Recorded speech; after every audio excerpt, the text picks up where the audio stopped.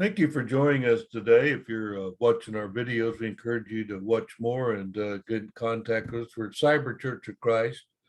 We use the King James Bible exclusively, and we like to learn topics, but mainly we like to prove all things. We don't have opinions.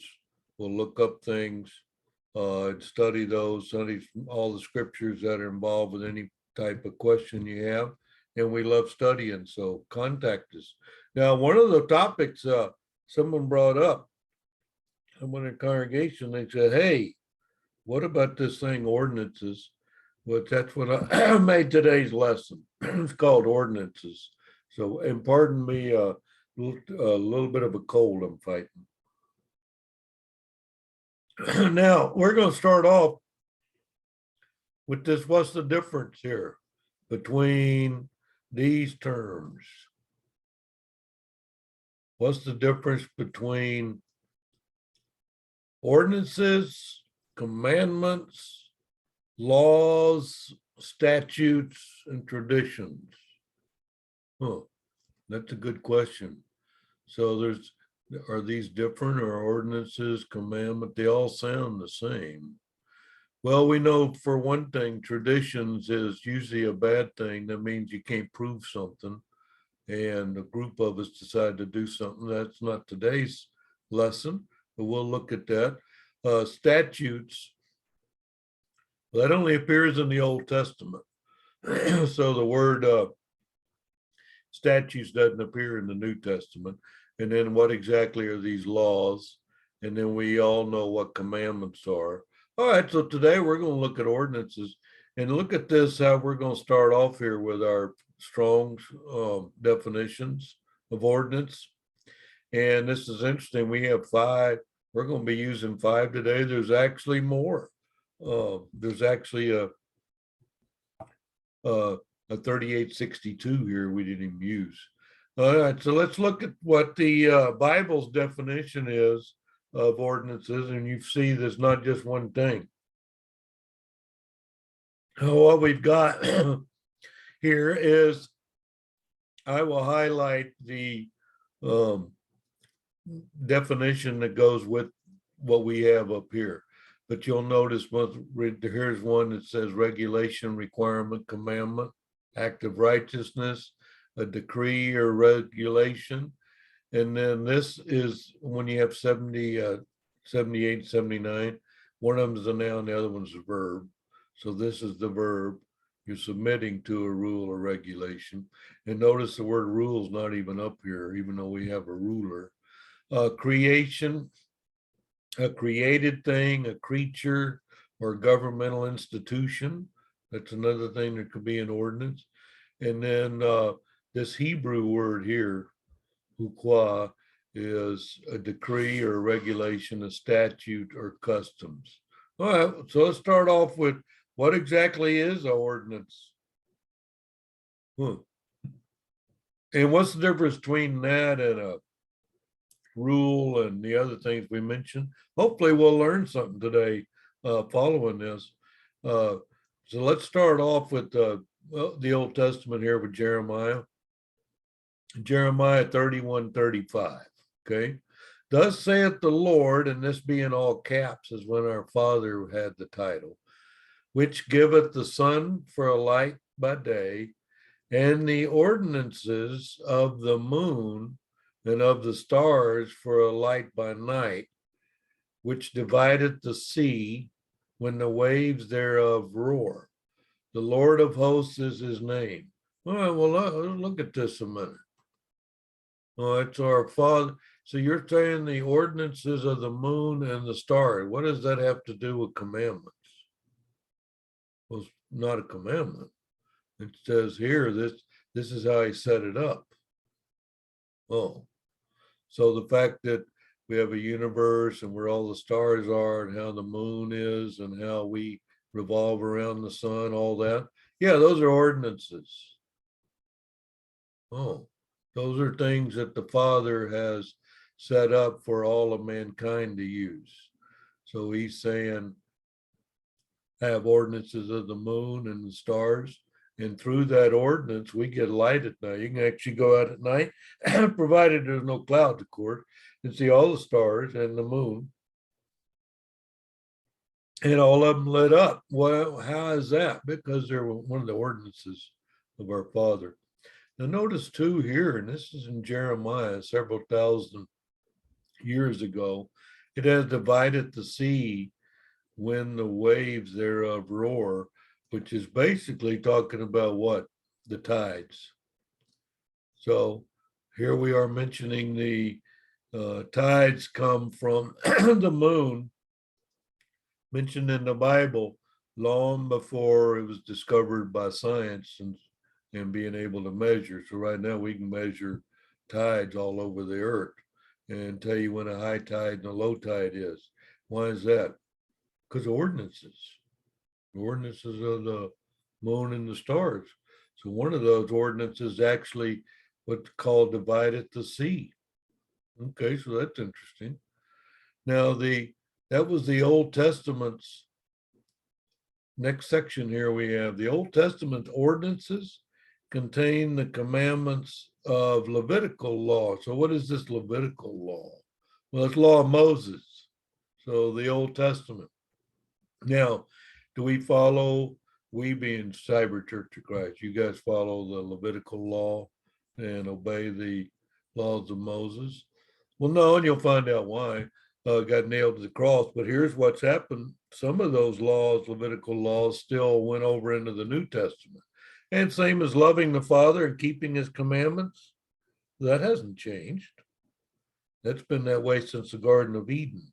So some things don't change from the Old Testament, New Testament, but Old Testament for our learning. That's how we, from the Garden of Eden until now. All right, so let's look at these ordinances that had commandments in Levitical law. And I'm using the New Testament to talk about the Old Testament. That's pretty interesting. Let's start off with this Ephesians 2:15. And this word ordinances will show up in the verse. And it's the 1378 here. And see what we'll do when we're studying Bible as a Cyber Church of Christ. We'll get out the Strong's to see what the original Greek definition was of something. So you can see this here has to do with dogma, decree or a regulation. All right, so let's look at this. Ephesians 2:15. Having abolished in his flesh the enmity. We had a lesson on enemies and enmity here recently, and we encourage you to look that up. Now, this his here, if you didn't read the previous verses, that would be our Lord, Master Jesus. Okay. He's abolished, having abolished the enemy in his flesh. Well, if you study a lot of details, you'll see he sacrificed himself. All right. Having abolished in his flesh the enmity, even the law of commandments contained in ordinances, for to make in himself of twain one new man, so making peace. Well, that ain't a meaty verse there. So let's look at that. What do you mean this law of commandments? So, because we mentioned up here, I want to know the difference between the laws and commandments. And you said this, we're looking at ordinances. Yeah. So what is this law of commandments down here? Well, what happens is now we find, we just learned something, that the law and commandments are actually inside the ordinances. So when he sets up the creation, besides having physical ordinances, he's going to have spiritual ordinances in the form of what? Well, it'll be laws or commandments, do and don't do, that type of thing. Well, that all falls under the umbrella of ordinances. Oh, and what do you mean this himself of twain, one new man? Well, what happens is he became Lord. And this twain deal, if you really want to study the details, it's the fact that he made the Old Testament become true with its prophecies. And so he actually merged the two. You could have been a devout Levitical law person, law of Moses. Jesus comes along, you believe Jesus, and now you're wanting to be a Christian and get baptized into the kingdom. So you would be a new man. Same as when we get baptized, we bury the old and have a new man. All right, and what happens? What does that do? It makes peace. But we'll move on because this is a lot meatier, than it looks. But the interesting part here was the law of commandments are inside the ordinances. So I have ordinances, what we explained today would be like an umbrella thing. All right, and now you said that was a decree or a regulation of some sort? Yes, it's 1378, and we have one more here in Colossians. We're going to look at Colossians 2:14, blotting out the handwriting of ordinances that was against us, which was contrary to us, and took it out of the way, nailing it to his cross. So I say, hey, I saw in Leviticus where after you made this particular kind of sin, you need to bring 2 turtle doves up to the high priest, up to the chief priest, so they can go in the Holy of Holies once a year and basically put off your sins. But they're not forgiven. Won't be forgiven till the high priest came along. Well, that's what happens now is you don't have the 2 turtle doves deal, bringing the blood of bulls and goats or any of that you had in Levitical law. Since we now have our human sacrifice and it's sacrificed once for all of us, what did that do? Well, blotted out the handwriting of those that were against us. So those aren't against us anymore because they've been nailed to the cross. So if you wanted just a quick answer, why don't you guys follow the commandments of the Old Testament? Well, because they got nailed to the cross. That's why we learn the Old Testament. Those aren't our commandments. Our commandments are in the New Testament, and we're studying that. But we can always go back and see where there was an Old Testament that's now been nailed to the cross. So this is interesting. We're looking at the Old Testament ordinances, but our verses are all here in New Testament. Let's go to Hebrews. We're going to look at 3 different verses in chapter 9. Now, this is going to be the 1345 definition. Okay, which guy is that? That's his top one. This right here, act of righteousness, a regulation or requirement or commandment. Okay, let's see what that says. Hebrews 9:1. Then verily the first commandment had also ordinances of divine service and a worldly sanctuary. Okay, what is this first covenant? Well, that's what I just mentioned on getting nailed to the cross. The covenant, there's an old covenant and a new covenant. What do you guys call it? We call it the Old Testament and New Testament. That's what man has named it. But what is this covenant? Well, it's a promise. So the Old Testament was, hey, a promise, I'm going to send my son. And then the new covenant was what? My son came. And then all he did was what? Teach all the time, teach about Father, how we can get into heaven and all that. Now, the first covenant had ordinances, a divine service, but interesting here is it had a worldly sanctuary. That's going to come into play. So worldly sanctuary, yeah. So further on here in Hebrews 9, we're going to look at verses 10 and 11. Okay, Hebrews 9:10, which stood only in meats and drinks and diverse washings and carnal ordinances imposed on them until the time of Reformation. What is that even talking about? Well, that tells you I'm going to give you physical things to do, and these ordinances, which are carnal, and we're going to impose them on the Jewish people until when? The time of Reformation. So how are you going to be reformed? I'm going to send the Messiah down. And then you'll no longer have this meats and drinks and diverse washings. Okay, you're going to have a human sacrifice. And what's going to be interesting here is this verse 11. So, but Hebrews 9:11, if you're following along here, but Christ being come a high priest This is one of the verses where we can prove Jesus became our high priest.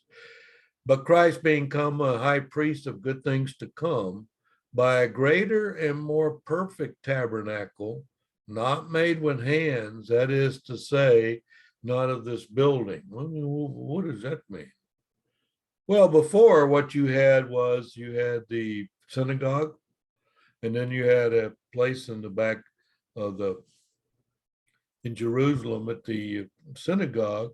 You'd have a place called Holy of Holies that the priest went in once a year and did the priestly duties that he had in the Levitical law. Okay. But now Jesus is our high priest. Now what do? It says you have a more perfect tabernacle. Well, what tabernacle here are you talking about? Well, that here, I'm talking about a worldly sanctuary. A physical building. I can go down into Jerusalem at the synagogue and see this is where, if you want to call it religion, this is where we learn of the Father and do our religious thing. Oh, well, he's saying, hey, you know, when Christ came and became your high priest, you're not going to use this tabernacle. You're not going to have a physical building. Really? It's not of this building. It's not made with hand. All right, well, where is Cyber Church of Christ? Where is your headquarters building? You have like a 2 or 3 story building somewhere? No, our headquarters is where the high priest is. It's in heaven. Hold on, what do you mean? So the Cyber Church of Christ, they're not in a building because their high priest sits next to the Father, and we have a spiritual kingdom. Oh, well, that's one reason why we 2 or more gather together in my name. There am I in the midst of them, and we're gathering together actually in hyperspace. We're actually on the internet, especially today in our 21st century. We're on the internet gathered together. And your headquarters are what? Well, we're not of a building. We're not of the building. We have a high priest sitting in heaven. What does that do for your Cyber Church of Christ? Well, it means we're spiritual. So we don't have a physical building saying, drove by and go, hey, there's a religious place there. There's a building, there's Cyber Church of Christ. No, we don't have building. And besides, the church is not a building. The church is spiritual kingdom. So you want to join us, you would get in what? The spiritual kingdom. Get in the spiritual kingdom, and it's not of a building. So what we have building of is we have building the truth. We're always building our foundation and putting bricks of knowledge that goes with our foundation. Okay, so that's interesting. So you're saying this is a more perfect, well, I'm not, but Hebrews is a greater and more perfect tabernacle. So we don't have a physical building. We have a spiritual building. And if you want to know, where does Jesus, the Spirit, sit? It's on the right hand of our Father. The Father is Spirit. Now, the world has ordinances. Let's go to this next section here. The world has ordinances we're subjected to. And then some of those contradict the Bible and some don't. All right, what do you mean in ordinances that you're subjected to? Well, I moved into this neighborhood and they told me I couldn't put my boat out on the driveway. Why not? Well, they said they had an ordinance of some kind here. The world has an ordinance, and they said, hey, this is a city ordinance, neighborhood ordinance, some type of order, some kind of law thing we came up with. So no, you can't park your boat on there. Well, it's not in the Bible. Well, no, it's not in the Bible, but aren't you supposed to live peaceably among men? And what about obeying man's ordinances? That's going to be in today's sermon also. So the world has ordinances we're subjected to. So you bought the house and they told you couldn't park your boat in the driveway. So now you're subjected to that ordinance? Yeah. Happens all day, every day. There's a thing called rules, where you'd have house rules at a condominium complex or a neighborhood. They would have ordinances. Okay. So let's go to Romans here. Now we're going to be looking at this G1296. So I encourage you print this off. That way you have all of these definitions handy. Okay. So let's look at this next section here. G1296. So we're going to look at Romans 13, 1 and 2. Let every soul be subject unto the higher powers. Oh, okay. Well, you got a period there. Yeah. What do you mean? Like you're talking about like county laws and the state law and the federal laws, that type of deal? Yeah. Yeah, you're subject to those. Yeah, well, those are actually lower powers. Higher powers are actually in heaven, and we follow those. So you're subjected to the commandments that are in the Bible? Yeah. Every soul should be subject to higher powers. Why? For there is no power but a God. The powers that be are ordained of God. Oh, yeah, but what if I don't like the God that's in power? Well, you're still subject to higher powers, aren't you? Okay. Well, then you need to live peaceably among men. Isn't that what we had last week? Yeah. Okay. Well, just keep this in mind. There's no power but of God. And if there's some other power, God has ordained it. You got it there. He's been ordained of God. Okay. So I would have to follow some ordinance of my neighborhood. Yeah. Okay. Whosoever therefore, this is verse 2, Romans 13, whosoever therefore resisteth the power, resisteth the ordinance of God. And there's a colon there. So I'm going to resist power, which does what? Whosoever therefore resisteth power, resisteth the ordinance of God, and they that resist shall receive to themselves damnation. Okay, well, so it's not immediately. Well, I use the word shall. That means it's eventually going to happen, or it will happen. Because why? Resisted the ordinance of God. Well, so the ordinance has commandments in it. Yeah, like getting in the kingdom and getting baptized and all would fall under an ordinance. Well, I just want to go to heaven without getting baptized. Okay, well, then you're resisting the ordinance. You know what's going to happen? Damnation. So you're supposed to follow the ordinance of God, because I want the opposite of this damnation. I want salvation. Okay? Now, let's move on. Today's lesson a little meaty.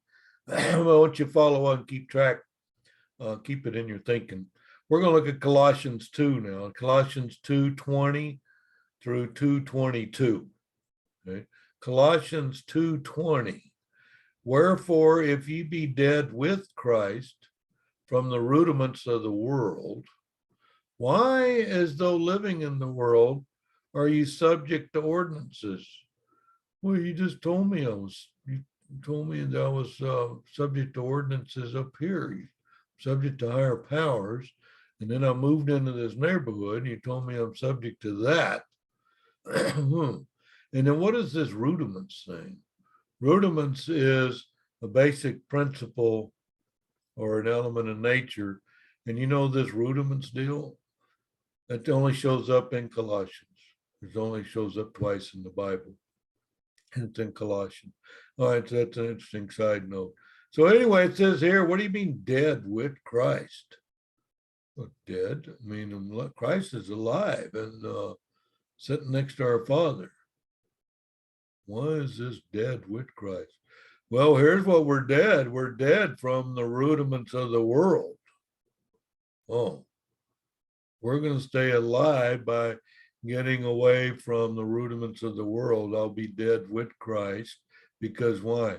I'm wanting to do the commandments of our Father. What if they go against the world? What if the world says, no, that's not how you do something? Well, then I would be dead with Christ. I'm going to follow the higher powers. So this is what keeps me in mind here, this higher powers. All right. So subject is low living in the world, you're subject to. Now here's what happens in verse 21-22 gives you an example. Rudiments subject to ordinances, and then in that we have a parenthesis here. And the parenthesis says, touch not, taste not, handle not, which all are to perish with the using. What is that? Oh, well, someone made up a commandment. Let's say, hey, you're not supposed to touch this, or you're not supposed to taste that, you're not supposed to handle that. Do you have a scripture for that? No, I don't have a scripture for that, but what happens is we're going to make that up. So that's what you said about being worldly and being subject to ordinances, is something made up that's not a commandment. That's right. And so that's why this is in parentheses. It's an unusual kind of have parentheses in the Bible, but it occasionally happens. But here's the spot. Let me give you an example. As though you're living in the world, you got rudiments of the world, you're subject to ordinances. Well, here's an example of the ordinances, and which all perish to the using. Why? Because they're after the commandments and doctrines of men. So you have some type of religion that you have, and then tell me I need to follow it. Well, it ain't in the Bible. Oh, so no, that would be a commandment of man or a doctrine of man. Okay, well, what happens when I follow this doctrines of men? So it's not really, it's sort of like the Bible. I mean, they have most stuff out of the Bible, but they have their own doctrine. Okay, well, I can tell you right here, perish. You will perish with the using. You don't follow the commandments and doctrines of men. We have commandments and doctrines, and the doctrine is in where? In the scriptures. It's when we're always proof. How can you prove something is a doctrine of man? Because his law or the thing he just said, he or she, is not in the Bible. So if, like a Cyber Church of Christ, we'll say, hey, where's that verse? Why? Because we want to prove all things. That's one of our commandments. And I can prove that's not a commandment because it's a doctrine of men. I can prove it's a doctrine of men because it's not in the Bible. So that's why we stick strictly with the Bible, and why we also like to use the King James. All right, I'm going to finish today's lesson on ordinances. Basically, I'm scratching the surface because it's a really meaty topic. We're going to look close today in 1 Peter chapter 2, verses 13 and 14. Now, this G2937 is what? Well, it has to do with the creation, created thing, a creature, or governmental institution. Okay. So let's go down here and look. 1 Peter 2, 13 and 14. Submit yourselves to every ordinance of man for the Lord's sake, and then there's a colon, whether it be to the king as supreme, and semicolon, but let me stop before I go to 14. You just said that I want to be dead, actually just read, and I want to be dead with Christ from the rudiments of the world. And now you're telling me, subject myself to every ordinance of man for the Lord's sake. So I'm not going to park my boat in the driveway. Well, no, actually, I'm going to have to submit to your ordinance. Oh, because why? Well, we'll live peaceably with all men, and I knew what the rules were to begin with, so I'm going to follow them. So it is an ordinance of man that he has like city rules, or hey, we have a city ordinance. You can't do that. Well, it could do that in my town. Yeah, but the ordinance not in your town. Ordinances here. So we know how ordinances work, especially when we have to submit to them. I wanted to park the boat in the driveway, and you said no. Now what? Well, it's an ordinance of man. And for the Lord's sake, since the fact that I'm a Christian and I want to set a good example, especially to my neighbors or my fellow man, then I will submit to myself every ordinance, as long as it doesn't do what? Violate the Bible. If you're going to come up with an ordinance that goes against the Bible, I ain't following it. Why? Because of this higher powers thing. There's a thing called higher powers, and I want to go with the Father before I go with the ordinance of man. If it doesn't go against the Bible, then I'm going to submit myself. And what do you mean, whether it be king, to the king and supreme? Well, that's like to the government, as to who's ever ruling at the time. So let's look at this in detail, and including the two verses, 1 Peter 2:13 and 14. Submit yourselves to every ordinance of man for the Lord's sake, whether it be to the king as supreme, or unto governors, as unto them that are sent by him for the punishment of evildoers, and for the praise of them that do well. So someone got an award for doing something good, and you did what? Oh, well, I'm going to praise that. I'm going to praise people that do well. Somebody does well. Yeah. And then what about evildoers? Well, I'm going to be for the punishment of evildoers. And then I want to praise them that do well. But I'm going to submit myself to every ordinance of man, today's topic. And what happened? Well, could it come from the government? So, so you're going to follow the, what about like paying taxes? Well, yeah, we have to follow what the government told me. Does that go against the Bible? No. All right, well, then you submit yourselves. So anyway, that's today's topic. It's a lot to it. But if you notice up here, we got ordinances and commandments and laws and statute. So what I do, as an interested student, you'd study each one of these individually. Go through, what's the difference between this ordinance and a commandment? And what commandments and laws, statutes? Oh, okay. And then, so I'll find out what tradition. So I started off the sermon with that, saying, hey, there's a little difference in all these. And statutes was only in the Old Testament. And traditions is something Jesus taught against, because it's a tradition and not a commandment.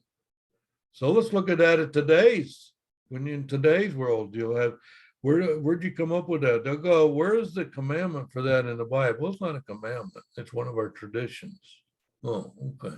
So I encourage you to study these other topics, because they all are integrated together with these ordinances.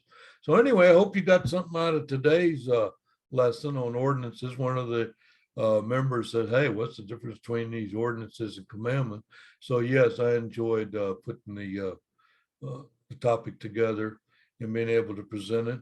And I'm hoping that you gain something from it, and that we encourage you to watch some more of our videos if you're watching, and to join us. We're easy people. We want to grow. So don't hesitate to contact us. Hope you have a great day and you watch more of our videos. Thank you very much. Cyber Church of Christ.